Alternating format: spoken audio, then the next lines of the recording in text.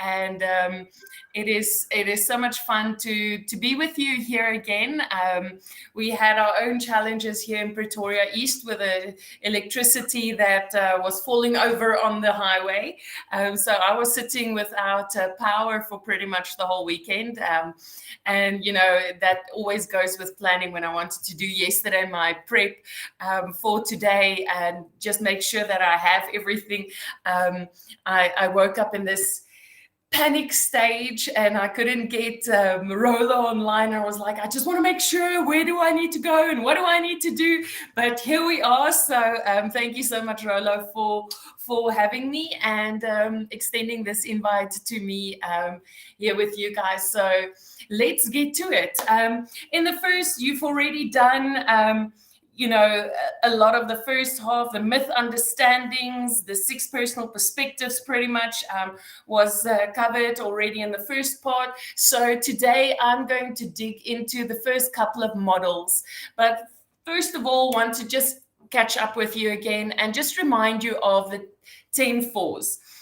This is your lead generation habit. This is something that needs to happen daily. I know it has changed. The 10 fours have changed a little bit with a new Ignite that we are presenting, but it still remains pretty much the same. They call it now a success system, but it's still adding 10 new contacts to your database daily.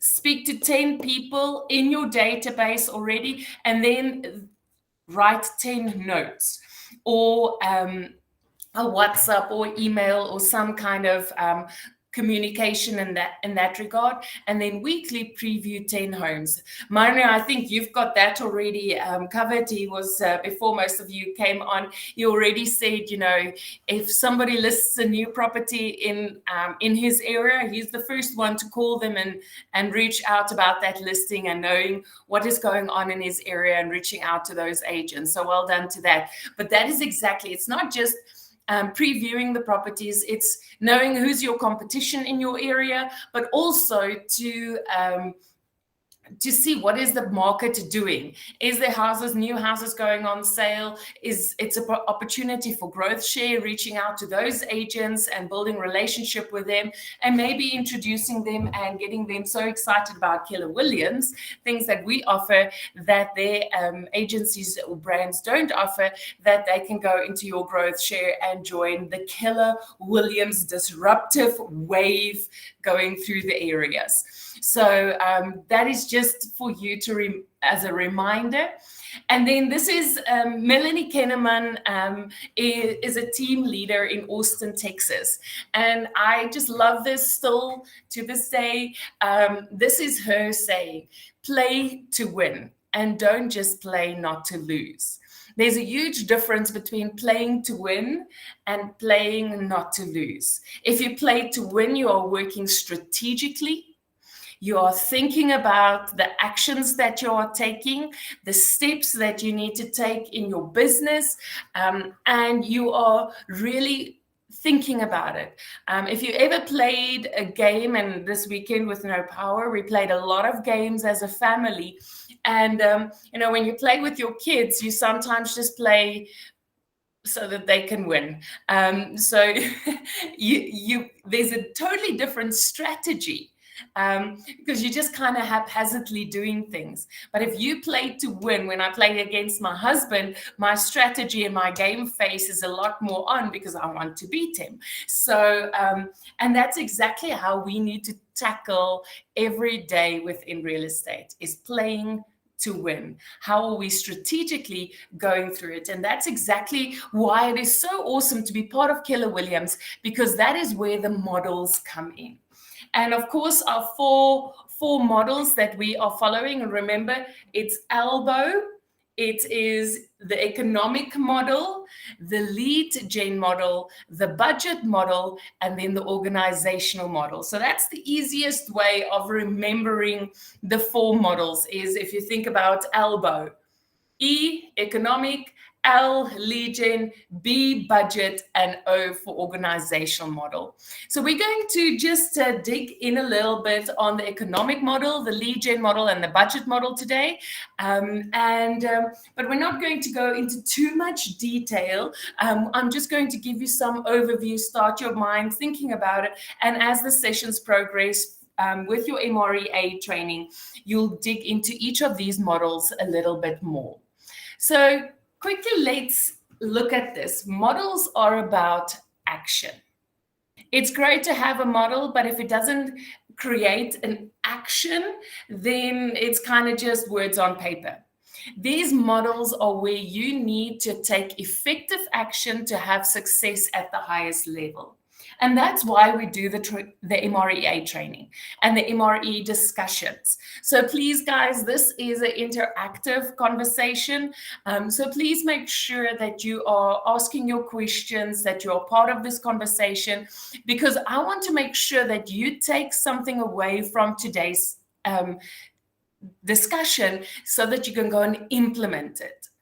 Remember, coaching or training without coaching is mere entertainment. I'm going to say that again. Training without coaching is mere entertainment.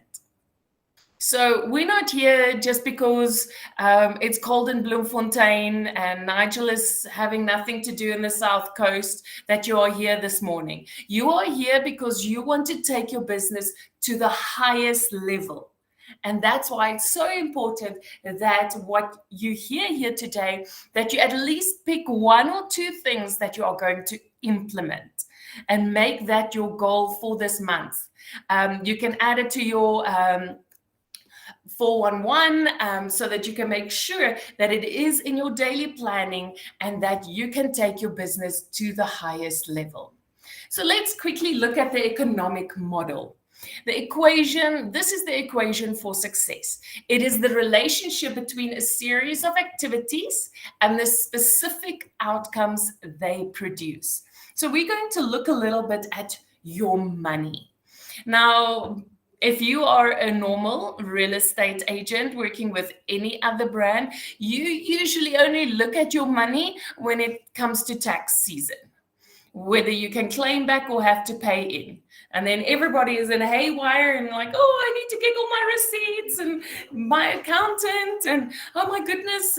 And then one of my agents came from one of the big brands, and when it came to tax season, she went through all her slips and expenses and everything. She realized that she actually made zero money. She thought she had a very good, successful year. But when it came to actually looking at the numbers, looking at her money, she realized that she made no money. But if she looked at her expenses and her income on a monthly basis, did a profit and loss statements, all those type of things, then she would have known where she needs to cut back and where she needs to focus on more. And that is what we are going to look at a little bit more today. So the economic model do three basic things. We look at where your money comes from. That is called the gross revenue. Where your money goes, the expenses, and how much is left. And that is going to be your net income. So it's very important that we need to look at this pretty much monthly. The beauty of it all is that on my edge, you can really see what is your gross revenue, your expenses, and what is going to be the net income. There's some extra expenses that might not be on my edge, but that you can add in a quick Excel spreadsheet, and you can download that from my edge. So if you want to have more information about that, please reach out to Heather or Divan or Rola. I'm sure they will be more than happy to show you where to get those on my edge. So if you guys are following along in your MREA books, we are starting on page 129. That's where the economic model is. And I hope that by now your MREA is starting to look a lot like mine, with a lot of notes and tabs and everything, so that you can this needs to be a really living document. Make notes for yourself in your book. I'll refer to specific I almost said scriptures, but this is our Red Bible, so it is pretty much scriptures that we are following. But follow the passages in the MREA, mark it out, highlight it so that you can go and review it. Because just like the Bible says, the more you meditate on something, the more it changes your mindset. And that's exactly the same. The more we hear this type of thing, the more it will change our mindset in our approach of how we're going to deal with our business. So the economic model is based on activities with no projected outcomes attached to it. Okay. So what does that mean? You are spending money, and somehow they deserve to make all the money that we want to make. But if you look at the bottom of page 129, it says there, sorry, it simply doesn't work that way. It's the third last sentence. Fortunately, highly successful real estate agents have lived before us, and we now have lots of examples to guide us. We can now put together a basic and proven real estate agent economic model that you can trust to help you achieve your maximum potential. Wouldn't that be great to follow a model that can help us achieve our maximum potential? So let's quickly look at it. The three key areas of the economic model is, number one, focus on the numbers you must hit. Number two, focus on the appointments. And number three is focus on conversion rates. Now, I have found that a lot of even my agents here at Prime, they keep kind of tab on the numbers that they must hit through the GCI Calculator and the appointments that they need to hit, but they don't really understand the conversion rate. Now, those conversion rates is actually the key, because if you don't know how many appointments do I need to get the specific number of listings or transactions, that is where die pap op die grond val. That's where you kind of lose it a little bit. So we are going to look into that a little bit more today. So focus on the numbers you must hit. The biggest thing is begin with the end in mind. So many times people start in the beginning and they don't know where they need to end up to reach their goals. And here at Keller Williams, we really teach you, start with the end in mind and then work backwards, because then it kind of chunks it down the whole time. So it's very important that you understand how the numbers work. You can take the guesswork out of your planning and set specific goals in specific areas to achieve specific results. And that is the biggest thing that we want to do. We don't want to guess. We want to know exactly when I wake up. You all knew that from 8 to 10, you are doing MREA training. From 10 to this time, you're doing this. From this time to this time, you know you need to do this. So there's no guesswork. You know exactly what you need to do and when you need to do it. And that's exactly what we want to focus on with the economic model. Then we are going to focus on the appointments. Once again, the end is the net income. That's what we want to earn for the year, your net income. The beginning activity is the appointments. So the more appointments you have, the appointments drives your income. So if you only have one appointment a week, you can expect an income that will show that. If you have 2 or 3 appointments a day, then you can be sure that your income will also show those results. So it's very important to know your net income is directly correlating with the amount of appointments that you have. So now, focusing on the appointments. An appointment equals a listing. Get as many as you can and then go from there. Remember, we want to be seller-focused agents. If you have the stock, the buyers will come. We are in a business of real estate and not wheel estate. If you are driving around with buyers, you are in real estate. And then you have to go and talk to all the other agents around you because they have the stock, and try to have a shared deal with them.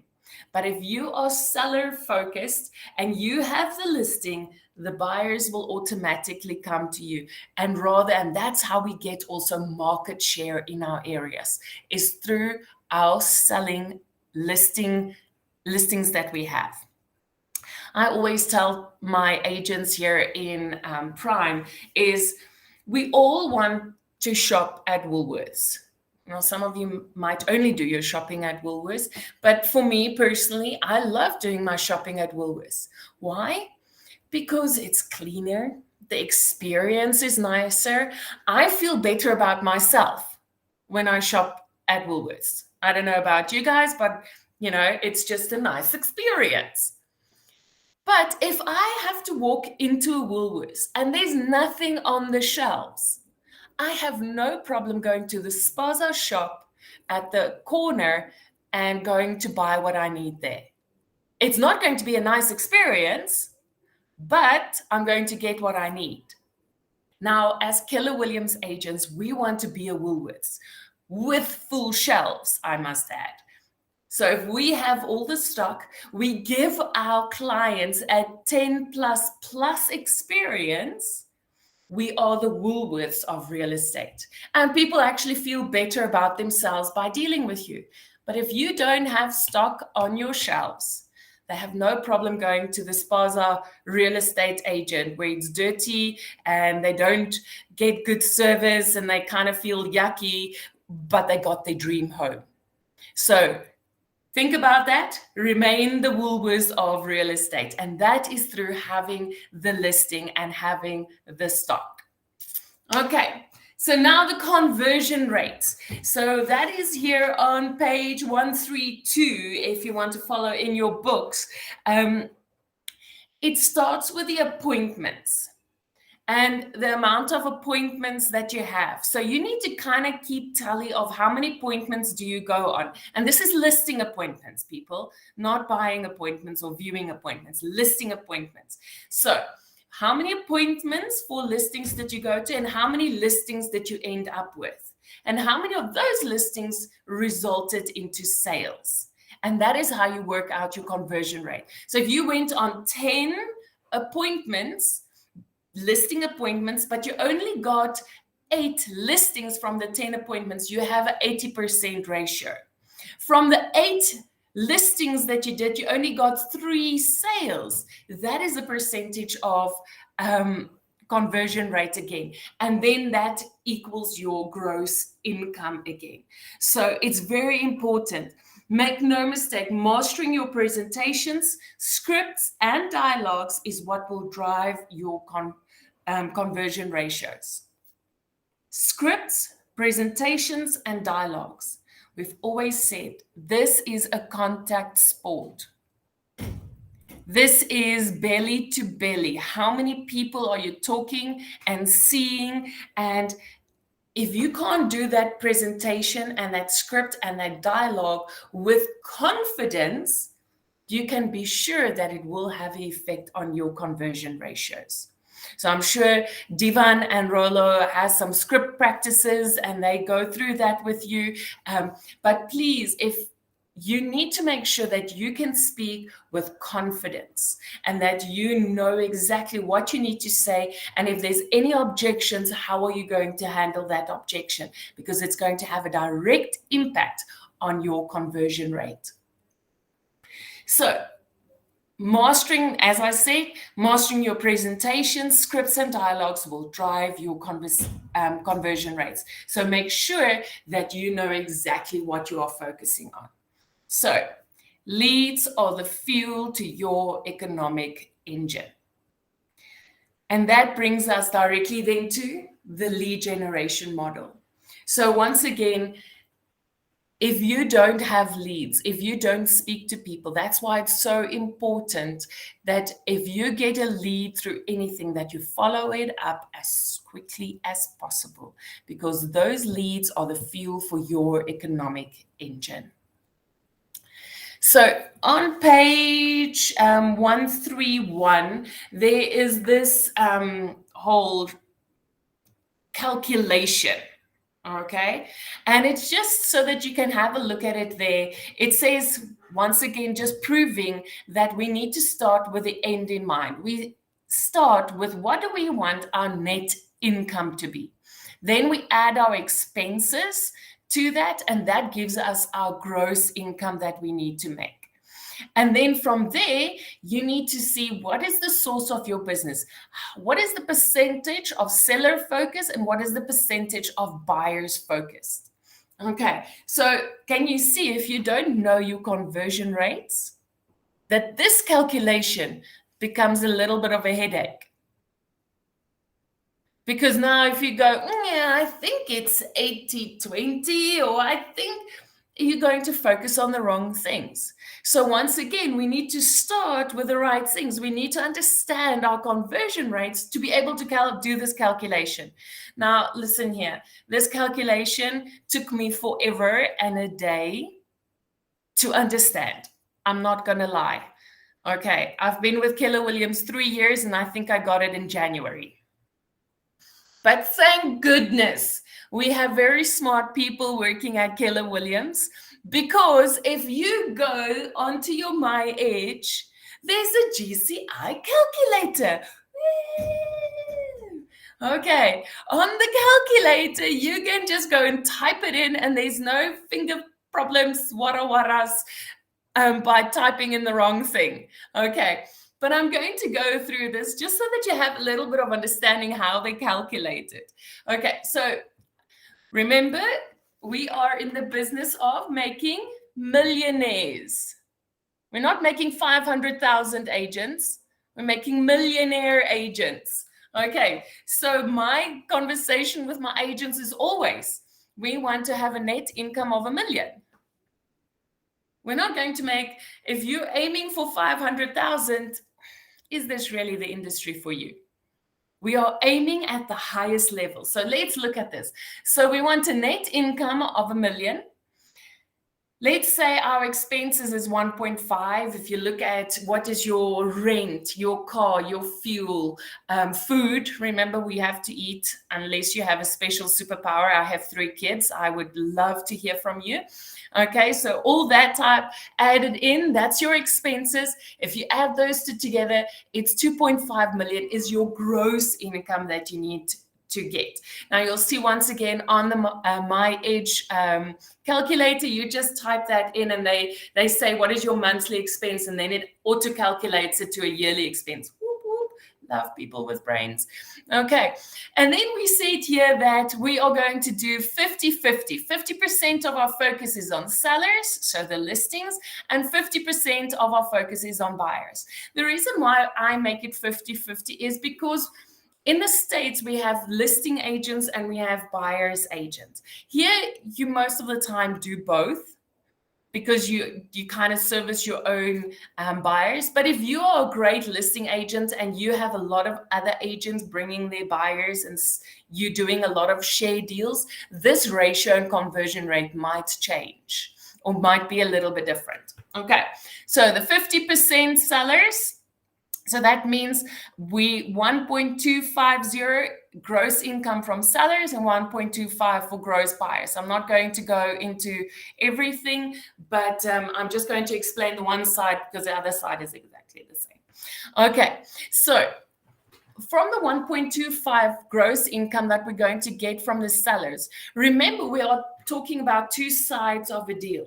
So if you did 5.5% commission, that means only half of that commission. You need to take that commission and divide it by 2 to get your average commission for the one side of the deal, for the seller side. So that's why it's only 2.7% average commission rate. Okay, so once again, and you can get, once again, from my edge, you can see what is the average commission that you have had for all your transactions over a period, over a month, over a year. And you can just download it from there. But it gives you a good idea, at least, of what is the average commission that you are writing. So we divide that by the commission. So that means we need to have a 46 million Rand sellers sold volume. So that's the amount of the volume of the listings that we need.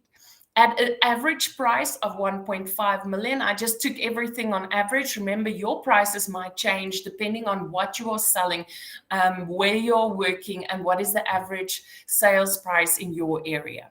So that means if I need that in sales volume and my average price is 1.5 million, that means I need to have 30 listings that I sold personally to be able to get to my gross income from my selling side. Okay, let's say I have a very high conversion rate. For every 30 listings, 80% of that I'm going to sell myself. Maybe there's a couple that's overpriced or in the wrong area or whatever the case might be that's not going to sell. So I have a high 80% conversion rate. That means I need to have a lot of listings for the year. I need to have 38.5 listings for the year. That means if I take that, divide by 12, it adds to 3 listings per month. From each listing, my conversion rate, once again, is 65. So I need to have a total of 59 appointments. So this 65% is for every appointment that I go on, I'm going to get a listing. I'm only having a 65% ratio conversion rate on the listings that I have. That means I need to have 59 listing appointments for the year to get to my 38 listings for the year, okay? Or if you divide it by 12 again, I need to have 5 listing appointments per month to get to my 3 listings a month, to get to my listings sold. Does that make sense to you guys? No, it's exactly the same on the buyer side, so I'm not going to go through it, but it just shows you. So now you can go and track it. If I don't have 5 listing appointments for the month, I'm behind. I'm not going to get to my R1 million net income. If I don't have 3 listings per month, I'm behind. I'm not going to get to my R1 million income. And that's how you track it. And if my 3 listings for the months that I have is not equal to 46 million Rand, I have a problem. I need to up my game. So if you know April, public holidays, it's a challenge. People are away. For Marnu, it's great. It's his busy season because everybody's going to Harties for the Easter weekend and for all the long weekends, and for Nigel there in the South Coast, it's great. But for the rest of us, like the Bloemfontein people, they said it was a ghost town. So it affects your business. So now you need to plan ahead of time. So the month before, in March, I need to double up because April is going to be maybe a challenge. And then May, I need to double up to make up. Okay, so it's planning ahead and planning for the past as well. And that is how you calculate it. You need to sit down, you know your area, you know what the trends are in your area. And that is why it's important that you have also a year plan and not just a day-to-day plan. But that if you know, okay, April. So Marnu is going, and Nigel is going to plan show houses. They're not going away on Easter holiday. They want to make use of all those holiday vacation goers. And the rest of you guys, you're going to know in March, I need to go and focus. And in May, I need to catch up again. Does that make sense to you guys? Okay. Excellent. So, do you know how many sales you need to do to get to your goal? The people with their cameras on are just like, Don't look at me. Don't look at me. I see Cindy and Domicili. Do I say that right? So the rest of you, Marnu gave me a thumbs up. He knows exactly what he needs to hit to get to his goal. But the rest of you, if you don't know, go and speak, make an appointment with your team leader, make an appointment with your MCA, with Heather, go and do your 135 or your GPS and discuss your GCI calculator. It's very important so that you know what you need to do. Otherwise, you're kind of doing a shotgun approach. Okay, shotgun approach is like we shoot in the air and we pray to God that we hit something and it falls to the ground and we can eat. But if you are shooting with a bow and arrow and you are so laser focused, you know exactly what you need to hit, that is a much better approach, because that will guide your activities and will make sure that the activities you are doing is going to be exactly going to get you to your end goal. Does that make sense, guys? Excellent. Thank you Anton and Marnu and Louis, everybody.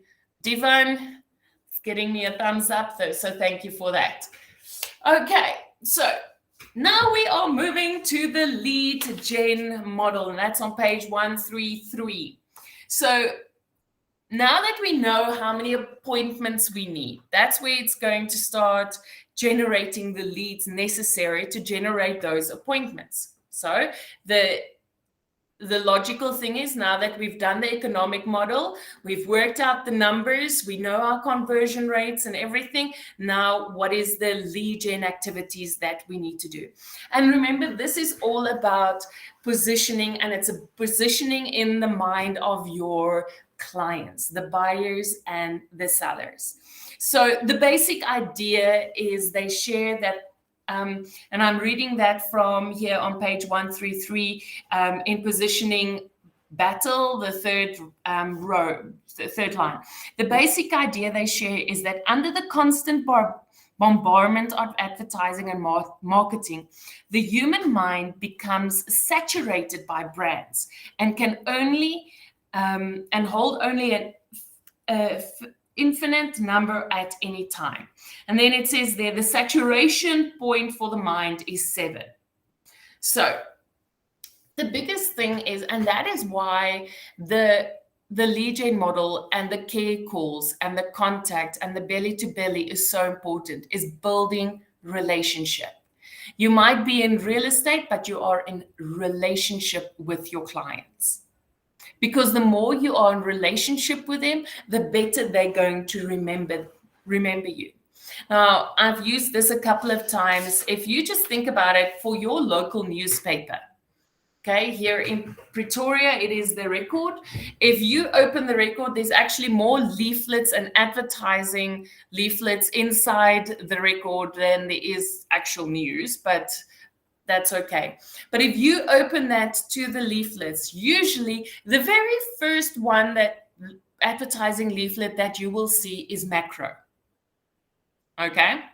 And on the front page, you can go and test this. And on the front page of any macro leaflet, there's always a TV for sale.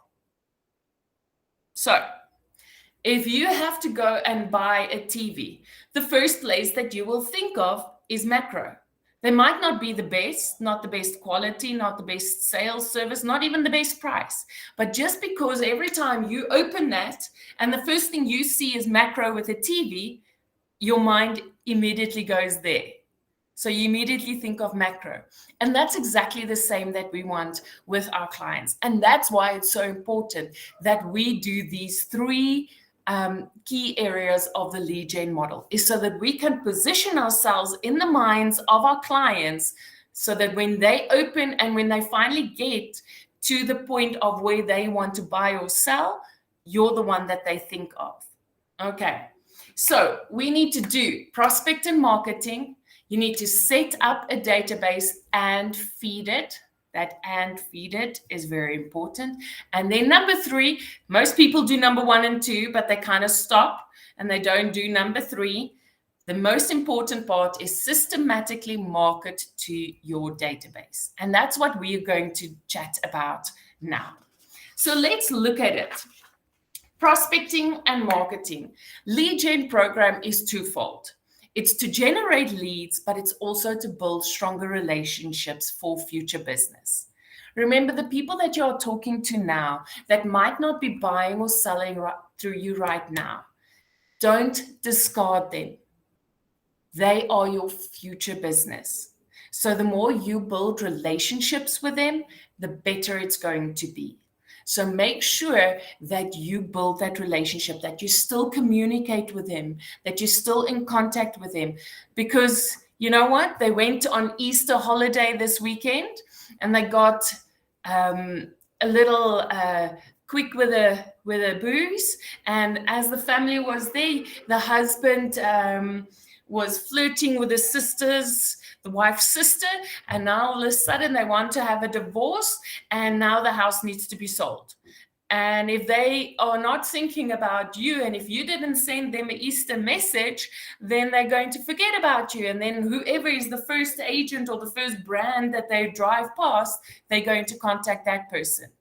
But if you were in a relationship with them and you phoned them or you send them a WhatsApp during the Easter break or whatever, and when their pawpaw hits the fan, guess who they're going to call?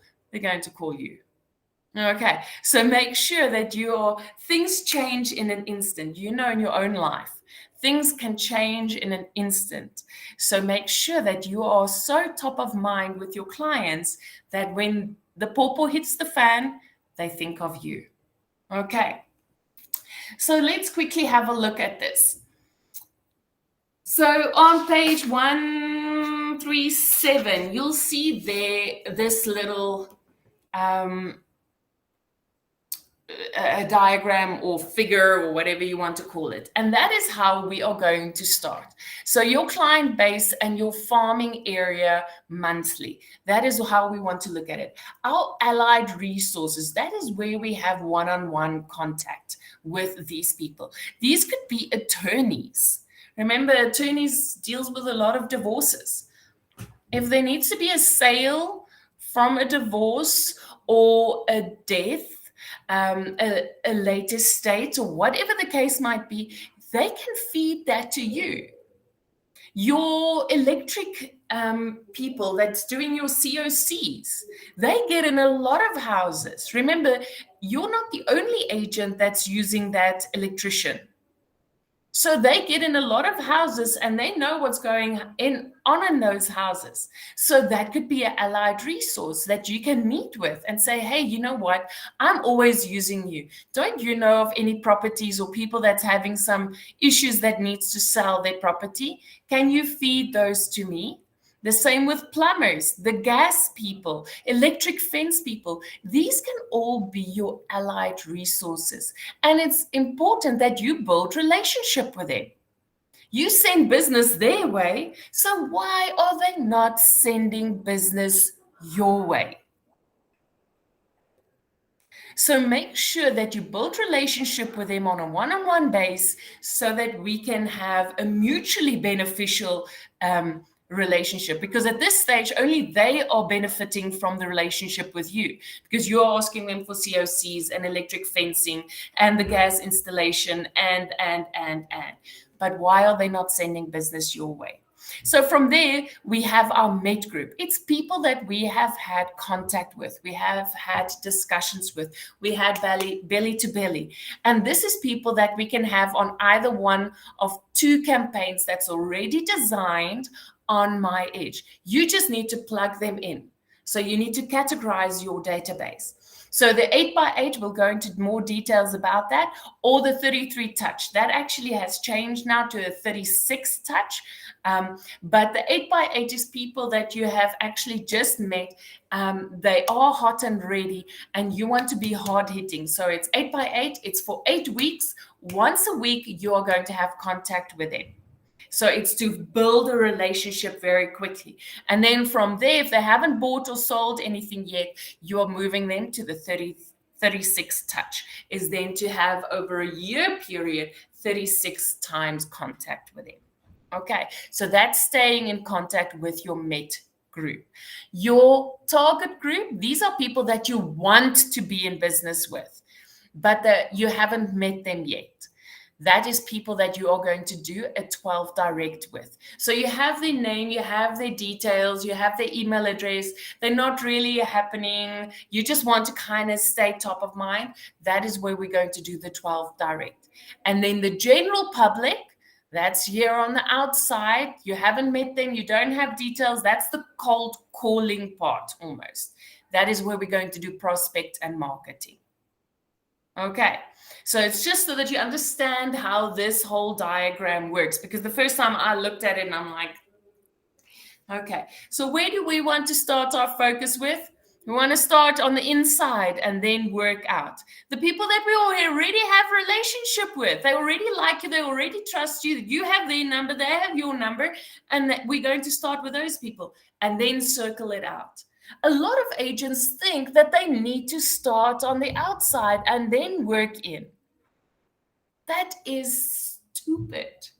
Start from the inside. Start with the people you know already and you have a relationship with, and then build out. That's going to be a lot more effective use of your time. Okay. So let's look at the next slide. Prospect and marketing.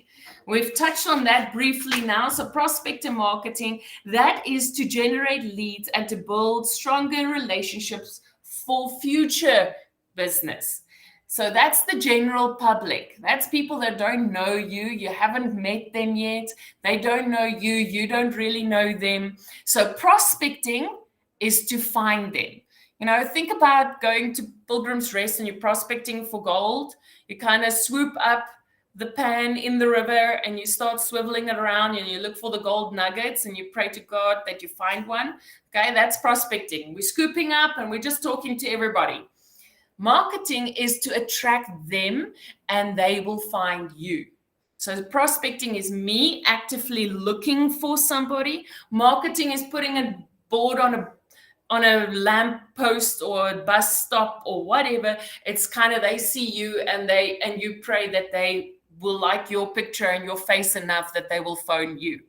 Okay, so what do you need to explore to increase your lead gen opportunities? And there's a whole list of things on page 138 of what is the difference between prospecting and marketing. So what is the things that you can actively go and do to attract more people to you? So if you look at the prospecting, you can see these are all things that you can do. And I would really recommend that you make sure that this is in your plan. For sale by owners.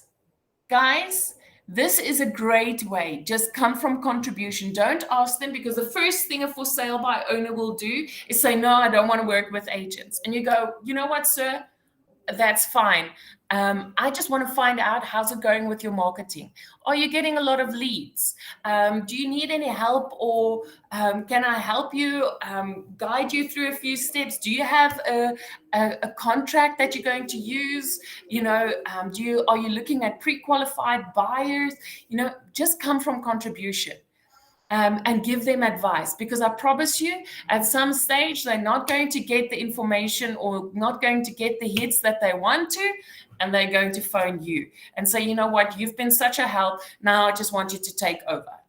So once again, if you come from contribution, it wins a lot more points than wanting to drive that sale and want to drive that listing and get to that. Okay. Expireds. Go and look at your personal expired listings, but also, I mean, and My Edge gives you notifications if your listing is close to being expired, so that you can go and either start with price negotiation if you know the price it is overpriced, or go and renegotiate your mandate, or whatever the case might be. Don't let expired listings fall through the cracks and somebody else sells it. Just sold. Make sure that you phone those people that just sold a property, or congratulate that agent that just had it just sold.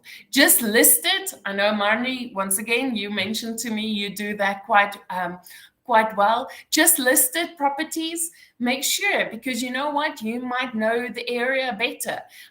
You can come with advice to those agents as well. Once again, come from contribution, and that can add to your growth share by attracting them to Keller Williams.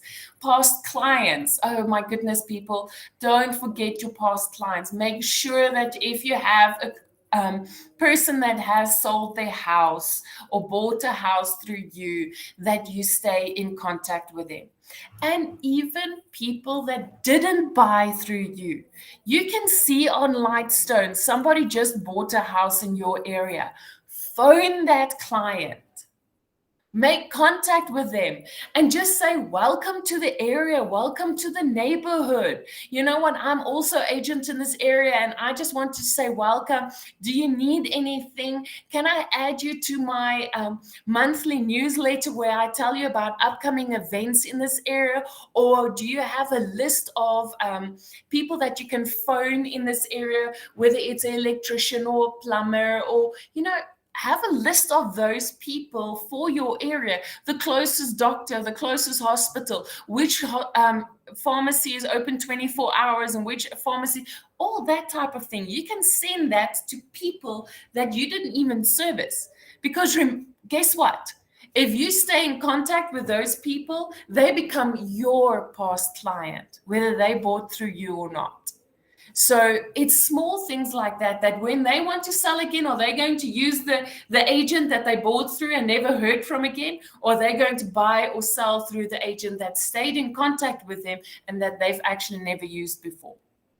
So it's just a different way of thinking and your approach to business. And even with if they sold already, send them a happy anniversary, whether they bought through you or not. When it comes to December time, have a list of pet sitters that can look after your dogs, or house sitters for the December holiday.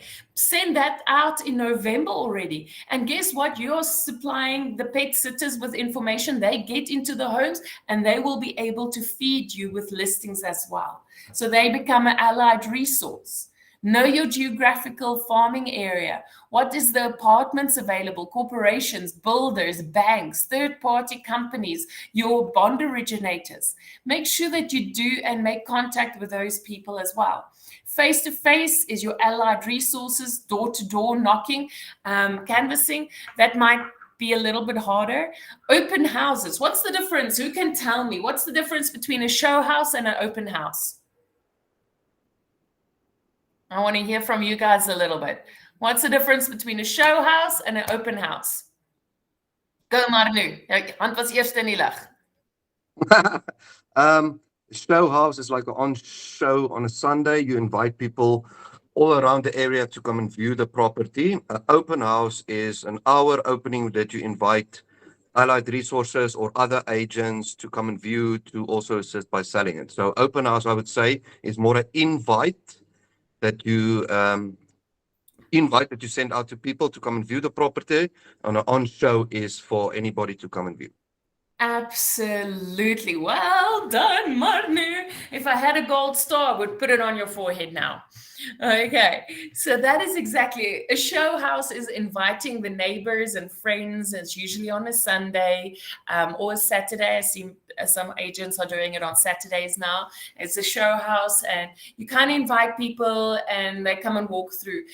Open house is usually in the middle of the week somewhere in the evenings, and it's just about an hour, but you invite your allied resources, you invite other agents to bring their buyers, especially if it's an urgent sale.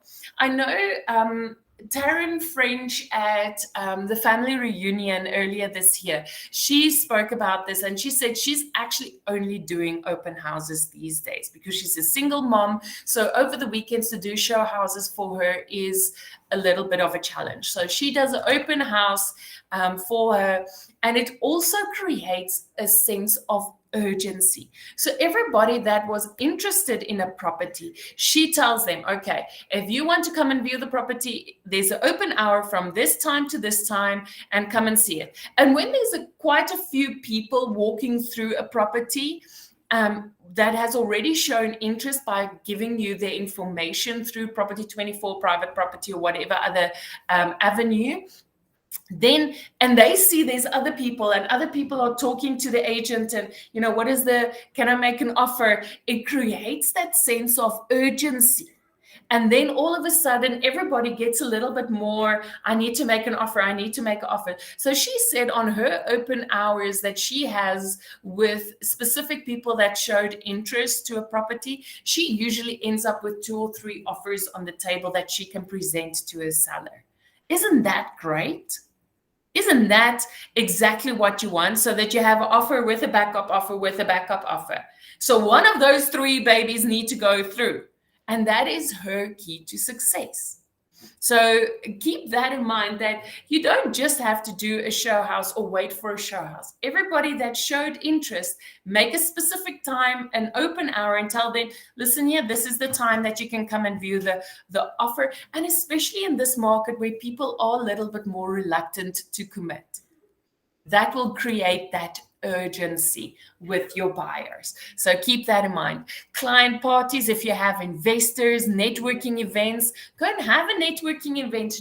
Invite other agents to come and network with you. Bring their top 3 listings, that they have on an exclusive mandate and that you might have potential buyers with.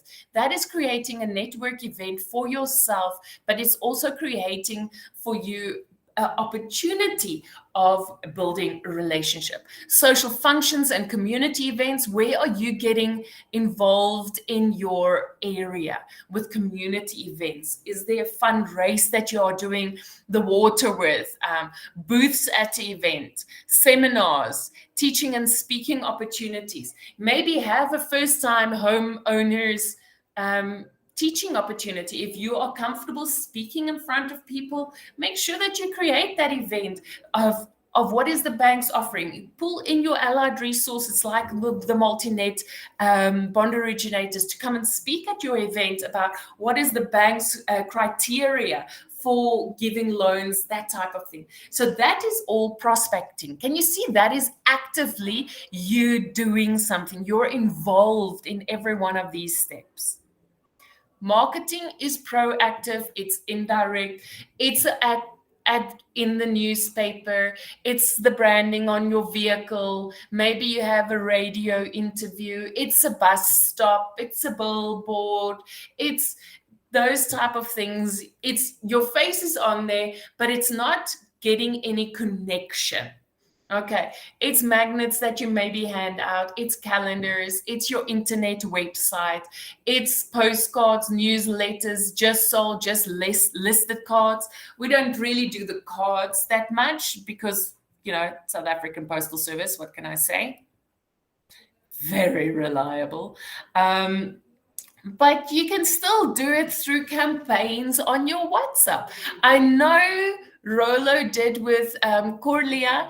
I know she did a whole WhatsApp training with you, and it is on YouTube. Go and watch it. How to have a business WhatsApp and how you can drive a campaign through your business WhatsApp. Amazing. That is this type of things that you can do through your WhatsApps. Broadcasting, voice, email, fax. Just hold on one second. Kan ek 'n bietjie koffie kry asseblief?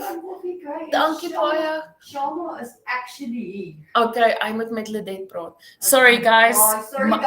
My DFI just popped in and I'm like, I'm dying for coffee. So I just put in my order. But signs, directional boards, name badges, your farming area, demographic, sponsorship. If you have, if your business is such a level that you can give a sponsorship to your son's rugby team, cricket team, where they, even if it's just the pets that, or the water bottles, it's that type of marketing. People will see your brand. I always tell people, if you are going, my agents, if you're going to your son's athletics game, make sure you take your branded gazebo. You have to be there in any case to watch him. Make use of the opportunity. Have your branded gazebo there. People will see your name, will see your telephone number. There's people from other schools that will be there.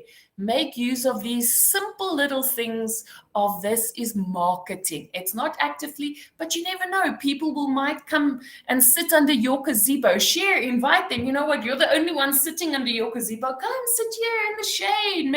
Make it a nice experience for them. And that will also give you the opportunity then to start prospecting, build relationship, get their numbers, get their email address, start having the real estate conversation.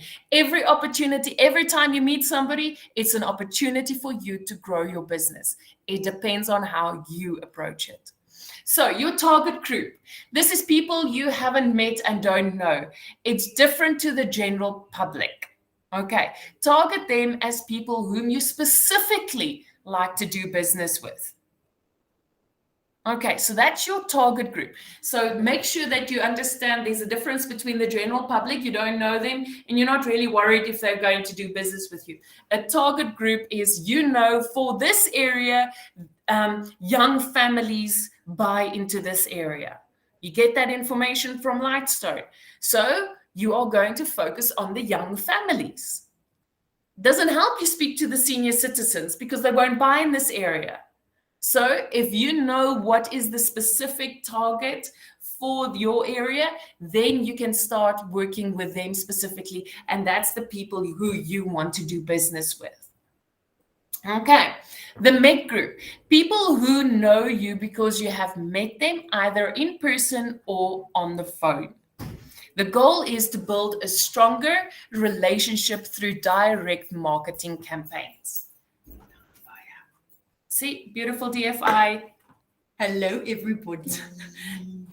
we like her. She brings coffee. Dankie, Ona. MREA for pivot. Okay, so people who know you because you have met them either in person or on phone, and you want to build a stronger relationship with them. They have already made contact with you, so you just want to strengthen that relationship, that when the time comes that they want to do business, you are the first person. The allied resources, this is a subset of your MET group, people you expect to do business with or to receive leads from. And this needs to be your core group. So the formula is educate them about you being in real estate, ask for help, how can you help them, and then let there be a reward for them. So once again, if you talk to your allied resources, educate them. I'm in real estate. I've been sending a lot of business to you, to doing my COCs, but I need your help. Do you know of anybody that you have serviced during this time that needs a real estate, some real estate help? And then for every lead that you send me, I will give you whatever reward. A gift, a lunch, a monetary value, whatever the case might be, just make sure that there is a reward in it for them as well. People are a lot more willing to respond if they know there's a reward. Okay, so then set up and feed your database. Remember, your database is your business. Your network is directly in correspondence with your net worth. So your network equals your net worth. If you have a small network, you can be sure that your net worth will be small. If you have a big network that you are feeding, communicating with, you can be sure that your net worth will also be big. Your database is your data bank. So marketing and prospecting to your METs and haven't METs database will yield 3 types of business. New business from your haven't METs. People that haven't done business with you yet will give you new business. You'll get repeat business from your METs, and most likely you'll get referral business also from your MET group. The METs is people that's already done business with you. They know you, they like you, and they're willing to do business with you. They trust you. The haven't METs, they don't know you yet. They're going to take a chance on you. Okay, so that's the difference. So there's 3 types of business that you can get from your mates and your haven't mates. It's new business, repeat business, and referral business. So it's very important. Remember what I said earlier, that we need to follow up with our conversions. We'll go into this more. This looks like the 4 conversations. It's the listing appointments. What is your goal for the month? So once you've done your CGI calculator, you write down your goal for the month, and then you track how much you've actually done for the month to see if you're on track or not. This is just a slide so for the interim, but I'm sure Rolo and Divan does that with you in any case. Okay, this one I've already done. Sorry about that. Now it's the biggest part, and remember, that's what I said in the beginning. Most people, they start building their database, they feed it and everything, but then they stop there. It's very important that you systematically market to your database. And that is where MyEdge, and now with Command, is your greatest tool. Quickly, just by giving me a thumbs up, how many of you are using Command in your business already? Let me see.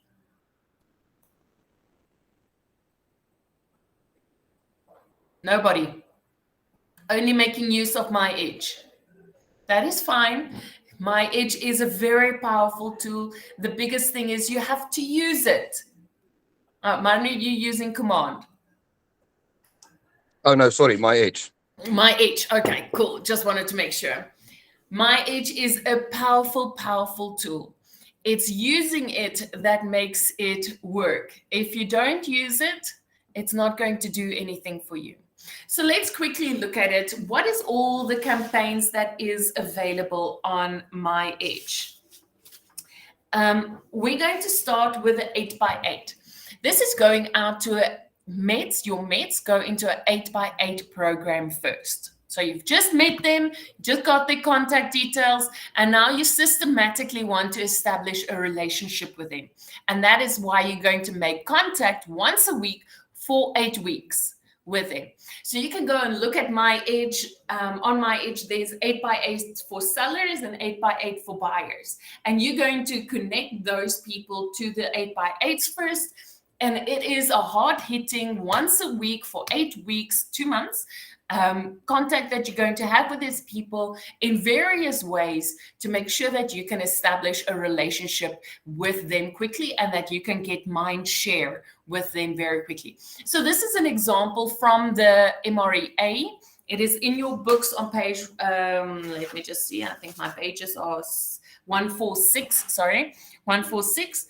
It's an example. So week 1, there's something that you do. Week 2, there's something. Week 3, week 4, week 5, week 6, week 7, week 8.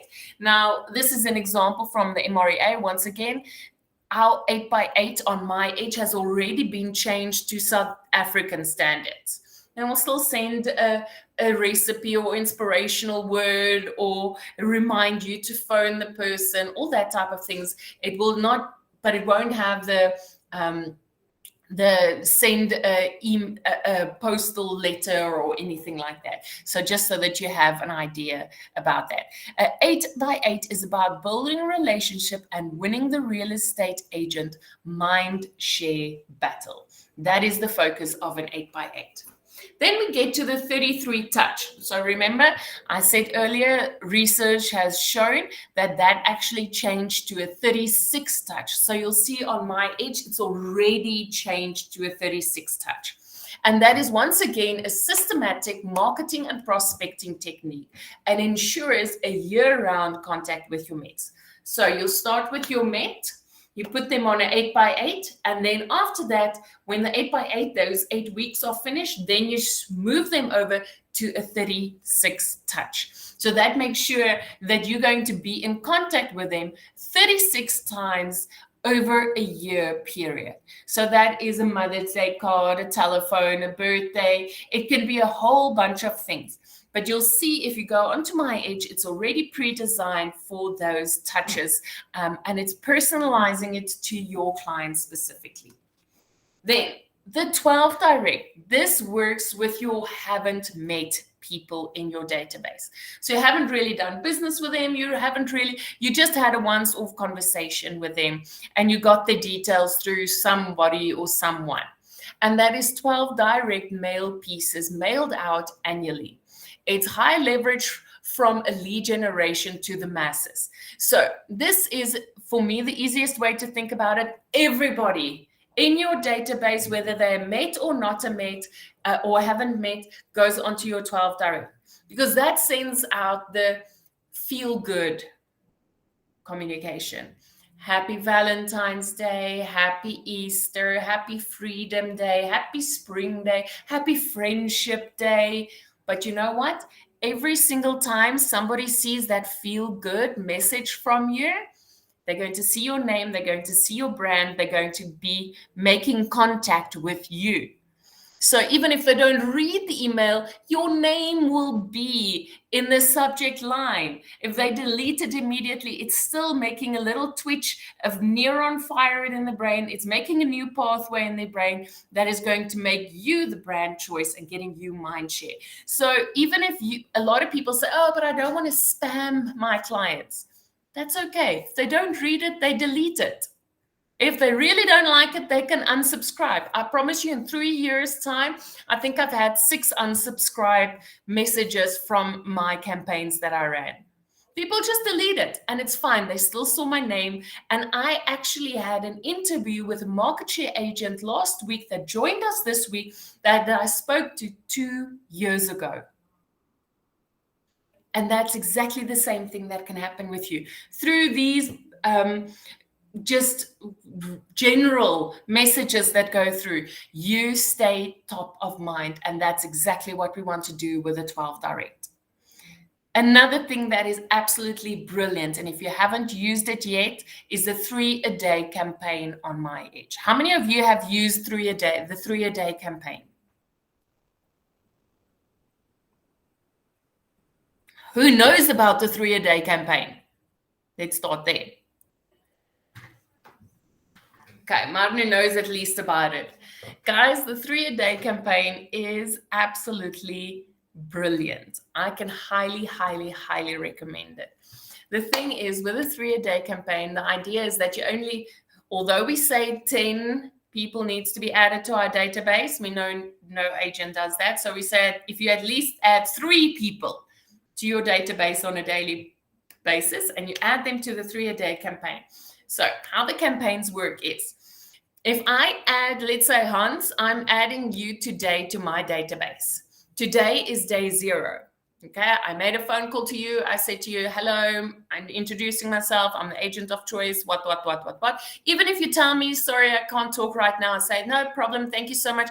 I just want to double check, is this information that I have of you correct? Can I put you on my database? You say, perfect. I put down the phone. I add you to the 3-a-day campaign. So today is day 0. On day 1, you as the agent will get an email that says, click here and send a message, WhatsApp message from your computer to Hans to say, thank you for taking my call. Now yesterday he had contact with me. Today he has contact with me. I think it's about 3 weeks later, there will be an email that goes out to Hans about whatever. You can go and read it on My Edge. There's a whole bunch of things. Then about 3 weeks later, there's again an email to me to say, it's time that you phone Hans again. Make contact with him.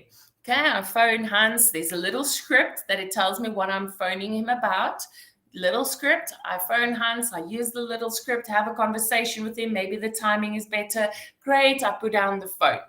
Then the next day I get an email as the agent again that says, send him a WhatsApp. Send WhatsApp. Thank you so much for taking my call. Remember, if you need any help with blah, blah, blah, blah, blah, I want to be your agent of choice, and send the WhatsApp. 3 weeks later, he gets an email again.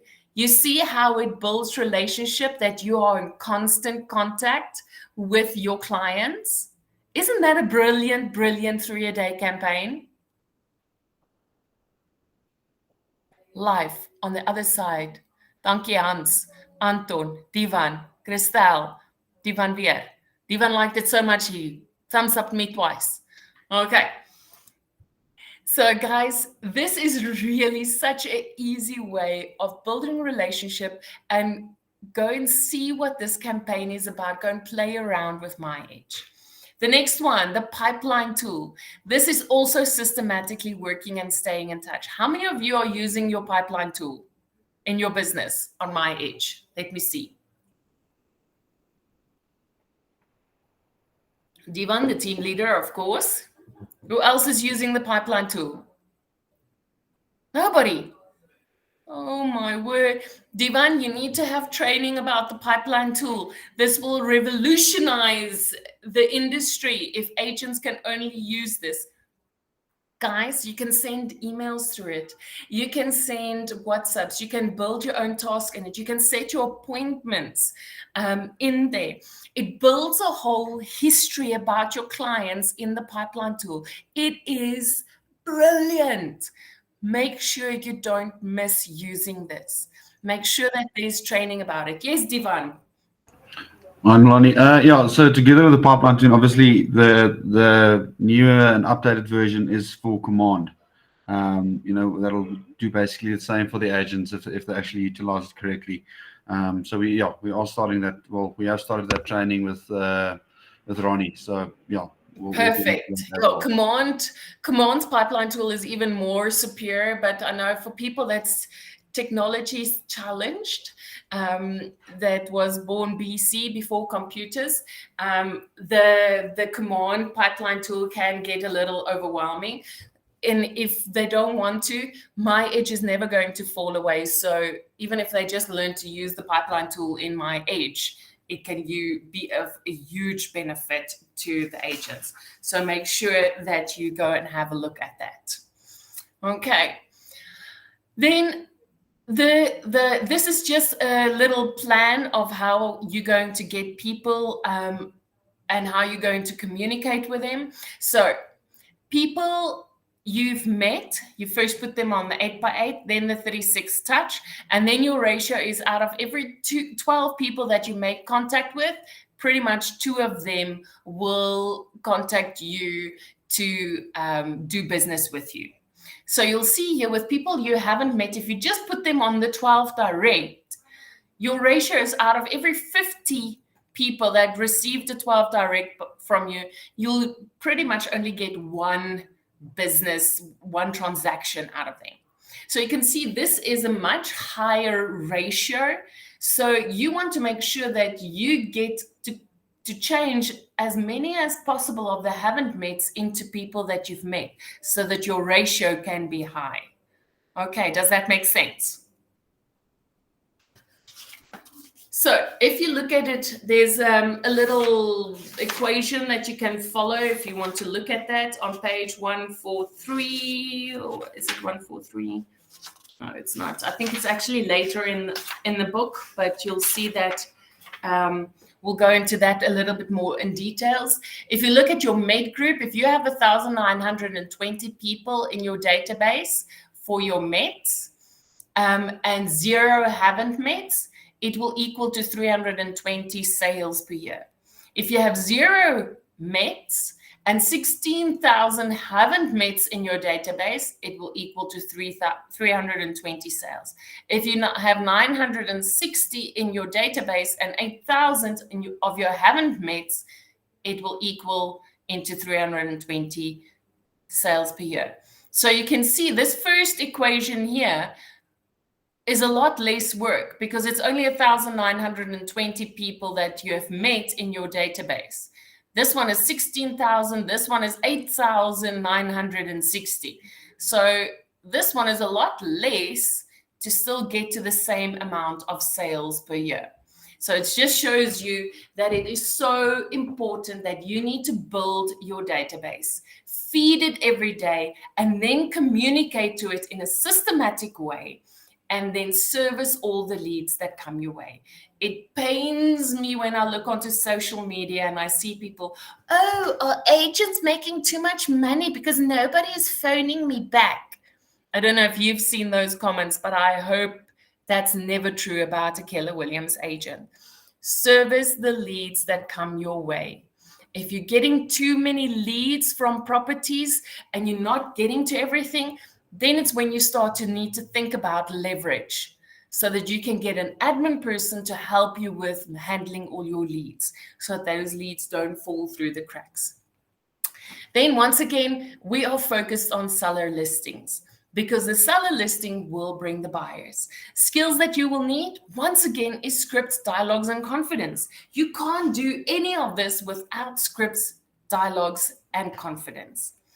And with a strong marketing base, prospecting enhanced lead generation plan backed by scripts, this is the best formula to create leads. So strong marketing, remember marketing is that just your magnet on your car, bus stop, it's those shooting in the air type of activities.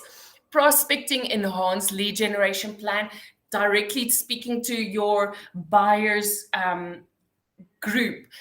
This is a new listing on the market, your database that you're going to specifically continue to lead gen through them. This is new things that you have on the market. And then backed by the scripts, knowing what you're talking about, that is going to be the best formula for creating leads for your listings. So my question to you, are you using all the tools available to you? Or are you just hoping for the best with what you do? Only you can answer this question. But guys, I've shown you tools that you can leverage from. I've shown you things that you can already do that is going to make your business better. Okay, so please, I want to hear some ahas from you. We've talked about the economic model. We've talked about the lead gen model. Before I jump into the budget model, there's about a half an hour left. But before we jump into that, I want to hear at least 3 ahas from you of what you have learned and what are you going to implement into your business so far. Let me hear. Unmute yourself and go.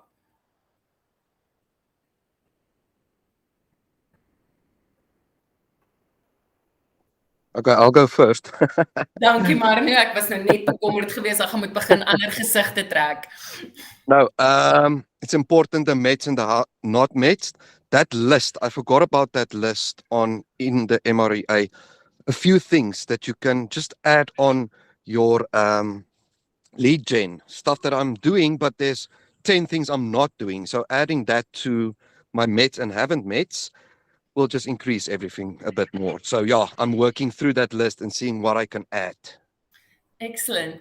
That is wonderful. Yeah, and you start small. I mean, if you're new, you start with 1 or 2 things until you've mastered it. And then you add the next layer. And until you've mastered that, and then you add the next layer. But you sometimes need reminding of it. So thank you so much for sharing.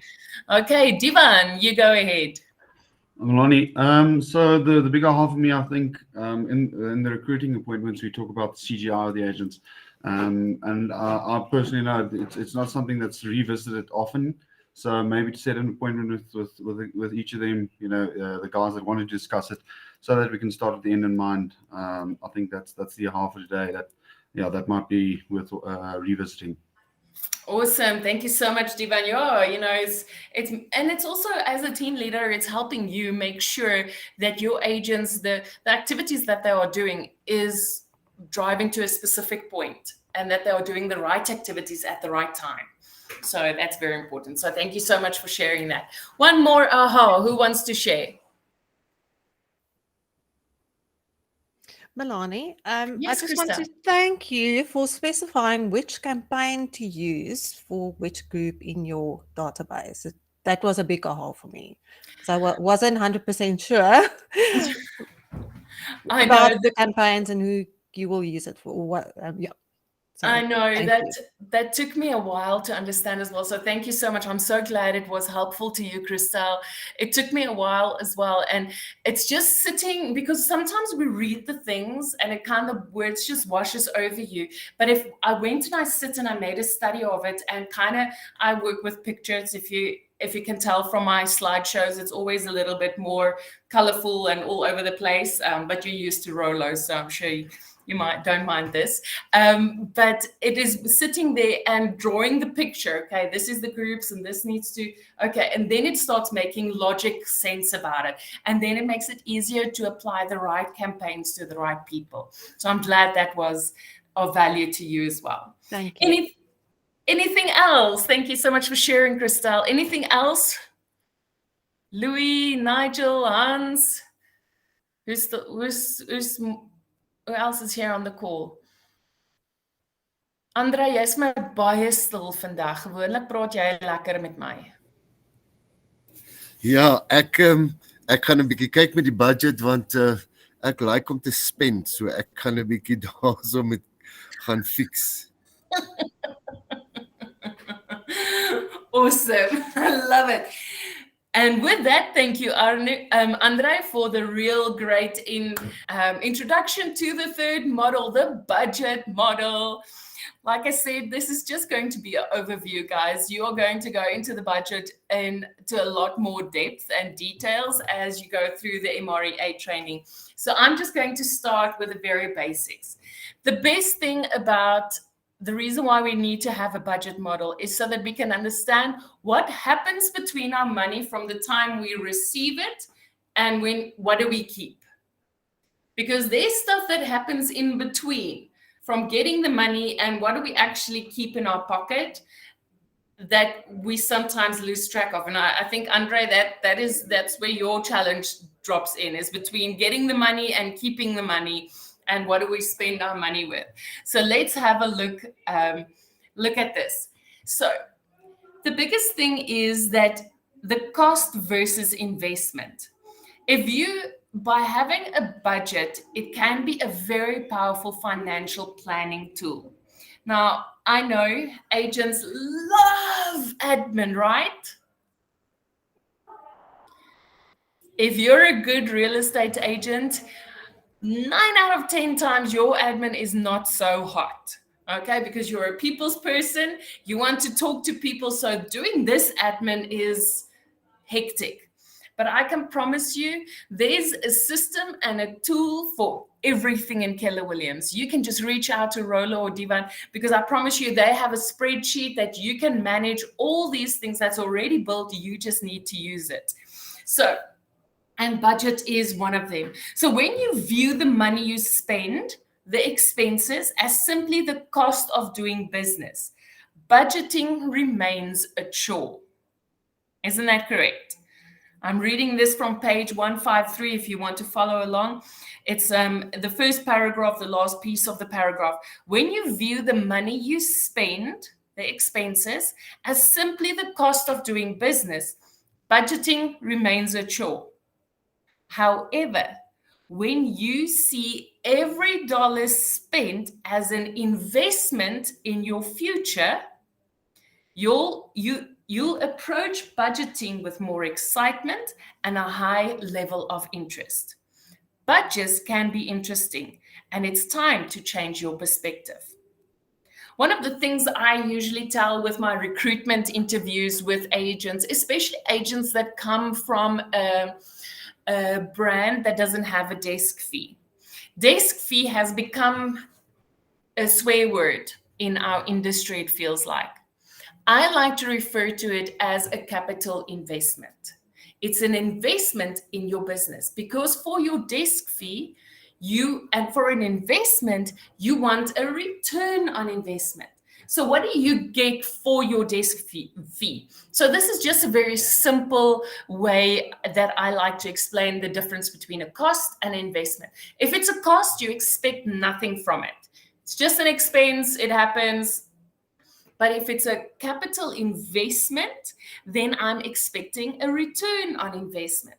So what do I get for my desk fee, my capital investment in my business? I get unlimited access to Lightstone. I get all my advertisements on Property 24, Private Property, 18 other platforms that it is advertised on. I get My Edge, which is a huge, huge help. I get Command Access, which is a huge, huge, huge add to my business. I get my own personal website that I can leverage from to sell other people's listings. So that's a huge help. All the support of my MCA, my TL, my OP. And it gives me training events like this that helps me grow my business. So isn't that a great investment to make into your business? Because this is all the benefits you get from it. If you make no investment, you can't really expect anything. Doesn't that make sense? So it's exactly the same in our business. Don't just see things that you're paying for as a cost and it is what it is. Rather see it as an investment, and what are you going to get from that investment? Okay, so there's 3 key areas that we're going to look at in our budget model. First of all is lead with revenue. But you need to know what is your revenue so that you can lead with it. Then once you know what your revenue is and you know what is the money that you have in the bank, then you're going to start playing red light, green light with your expenses. And lastly, you're going to stick to your budget. So let's quickly look at lead with revenue. If you hold your lead with revenue approach, it will force you to lead with lead generation and sales, not with expenses. Because if you don't have leads, you're not going to have revenue. So it's very important that you need to focus on getting the lead generation and the sales so that you have revenue, and not just look at the expenses that you are building up in your business. Then number 2 is play red light, green light with your expenses. Be more concerned about the results you get from spending. It's no problem spending money in your business. The biggest thing is, are you getting results from spending money in your business? It is better to get results from it than about just thinking about, oh, I don't want to spend another rand on this. I don't want to spend another rand on this. You need to evaluate everything. So reevaluate your spending if you're not getting results from it, and then pull out the stop sign, pull out the red light to say stop. You know what? I'm spending money on this bus stop. I've never even got 1 lead from this bus stop. So you know what? I'm going to stop spending money on this. Or you know what? I did this event and I got so many leads from it. So you know what? I think I need to hold more events like this. Yes, this is what it cost me, but this is the revenue that I got from those events. So you have to look at each penny that you send with a critical eye and see what's going to be the results from this? What is going to be the results from this? And if you don't have any results, stop spending it. Okay, don't just spend it because everybody else is doing it. That's why you won't see Keller Williams agents on lamp posts or bus signs or dustbins. Because you know what? We understand that expense is going to bring us very few leads. But if we do lead generation, if we make the phone calls, if we build relationship, that's going to get a lot more business for us than doing the lampposts and the dustbins and the bus stops. Okay, I rather spend the money on my telephone and my Wi-Fi and my internet than I'm going to spend it on this mass marketing thing, because I get more results from the relationship than just something that stands out there in the sun. Does that make sense? Make sense to you guys? Okay. So number 3 is stick to the budget. As you grow, as your business grow, your actual costs will also be different. You'll see as your business grow, your costs will grow as well. But if you go and take it back to those percentages, then you will see that it will still work out. The percentages will be the same.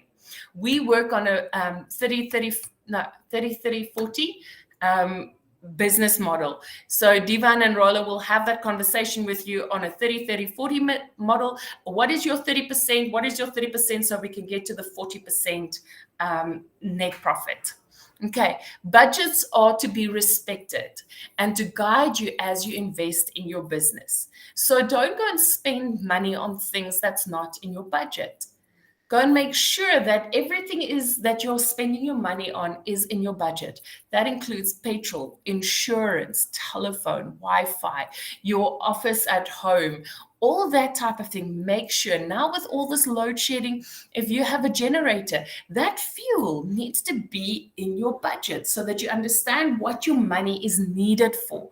And once again, there's a beautiful spreadsheet that you can get from Google Drive, or you can speak to Rola or Divan or Heather, and they will be able to provide that for you so that you can really look at your budget. And then start finding your natural rhythm, that once a month you need to examine your books. Don't wait until tax season to do it. Do it once a month.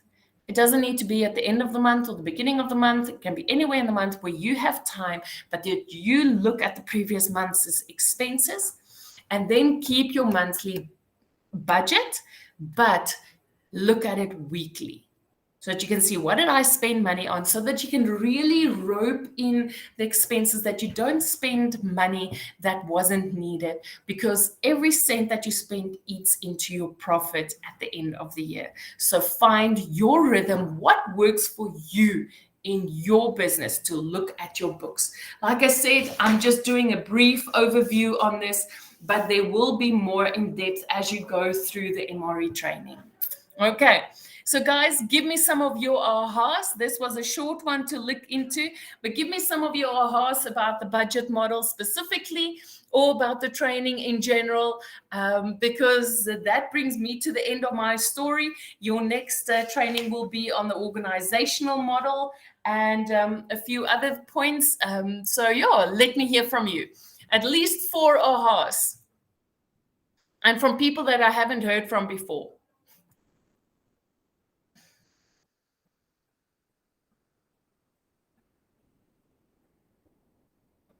Let me hear. Nigel, are you still with us? Yes, thanks, Mel. It's all been good. There's no one specific aha. It's all been really informative. Thank you. Perfect. What are you going to focus on? What is going to be your next step in your business? Well, I'm really just trying lead gen. You know, that's the challenge. I've got an area which is very well traded. So you know, just staying positive is quite a challenge. So these spending time here actually is motivational, and it helps me just get on and do the job. Excellent. I'm glad to hear that. Thank you so much, Nigel. Louis, let me hear from you. What did you take away from today's session? Thanks, Mel. It was very informative. And like Nigel, there's so many agents here in Welkom, so it will take me a while to get to everyone, but I must just focus. That's what I take out from this. Perfect. Well, Louis and Nigel, remember, you are already in that area. Don't let the amount of agents in the area or anything like that become something that you focus on and becomes a challenge for you. Go and look for something that you can do on a daily basis. You know, I can make 10 calls of people that I want to invite. Start planning. Maybe I need to do an event with agents in my area, that I can get to know them and they can get to know me, that they don't see me as competition, but that we can rather work together, so that we can leverage from each other's listings and buyers and so forth. So go and think about everything you heard so that you can have a strategic plan, because it's great to say, I need to focus on lead gen. Okay, but there's so many options within lead gen. That what are you going to focus? Are you going to focus on for sale by owners, expired listings, agent networking, my allied resources? What in your lead gen are you going to focus on? Because that's going to make your activities a lot more specific and will have greater outcomes. Does that make sense? Okay, excellent. Glad to hear that. Let's see. Is it Cindy? Is Cindy still with us?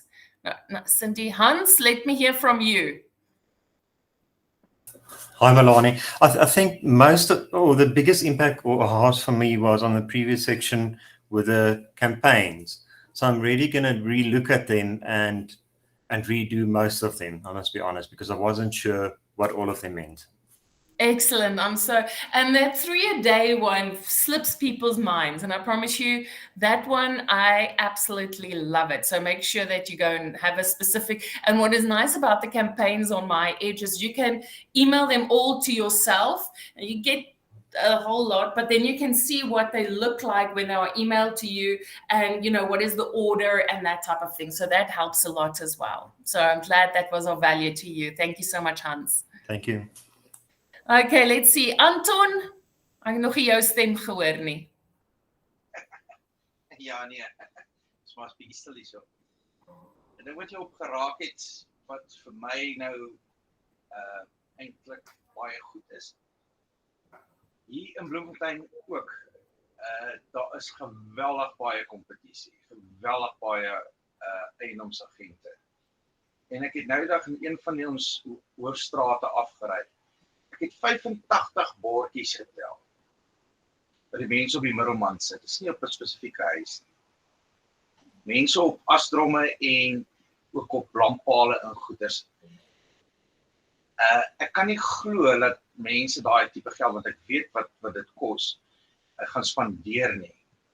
Want ek het nog nooit iemand se telefoonnommer, want jy ry te vinnig, jy kan nie 'n telefoonnommer, as jy nie 'n brand is, soos die balloonmense en daai, weet ek nie hoekom wil jy dit doen nie. So, persoonlike kontak is vir my wat ek nou in my verlede al geleer het, is baie belangriker in referral business.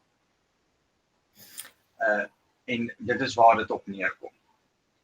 Absoluut. Anton, ek kan nie meer saam met jou stem nie. Dit is absoluut die waarheid. Hoe meer, ek meen daai 85 bordjies, jy gaan nie eers onthou wie is al die brands wat deel was van daai 85.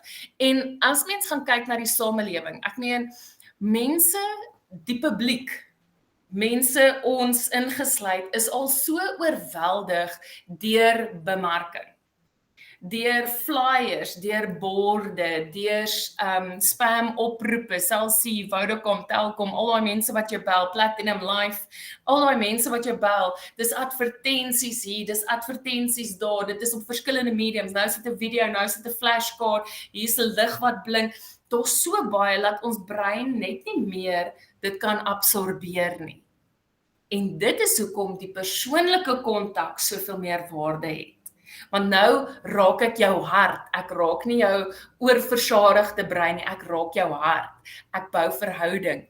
En op die pipeline tool, nou veral, as jy elke keer met jou iemand gepraat het, nou tik jy daarin, het 3 kinders, dis die ouderdomme, skoonpa gaan vir 'n operasie, hond is doodgery deur 'n kat, warra, skryf jy daar neer, dat as jy weer met daai persoon praat, maak jy jou pipeline tool oop, jy sien al hierdie notes wat jy getik het, en nou kan jy sê, "Haai, weet jy wat, hoe was dit, hoe het jou skoonpa se operasie toe gegaan?" Jy sê, hy onthou van my skoonpa, hy gee regtig om vir my, nee, weet jy wat, hy lê nog in ICU, wat, nou bou mens verhouding. Maar as jy nie daai notas het nie, en jy moet, die grootste ding is, ons as agente begin ook soos telesales marketers klink. Ons begin ook soos 'n Vodacom en 'n Cell-C en 'n Telkom te klink. Dis die laaste ding wat jy wil doen. Jy wil eers die verhouding, jy moet na elke oproep wat jy maak, moet dit wees as wat jou beste pel is wat jy nou gaan bel. En jy moet so met hulle praat. En dan kom die besigheid eers. So dit gaan oor, onthou die Ford gesprekke, family, opportunities, relaxation and dreams. As jy eers daai gesprekke met hulle gehad het, dan begin jy eers besigheid praat. Maar jy moet eers connect with the heart before you connect with the mind. En dit is 'n baie belangrike deel van hoekom ons anderste is as die ander brands daar buite. Ja, jy gaan nie daai groot borde en goeders, partykeer hou ons 'n roadshow net om bietjie meer visibility te hê, maar hoe meer jy met mense kan connect op 'n hartsvlak, hoe meer gaan jy die besigheid van die kopvlak afkry. Okay, does that make sense? Ek het nou heeltemal in Afrikaans gepraat en ek het vergeet daarvan. Sorry. Okay, ek gee 'n last opportunity for aha before I going to greet you. We're finishing 15 minutes early, but I trust that this was valuable to you. So let me quickly hear. Anybody wants to give a last aha or something that they want to add to the conversation?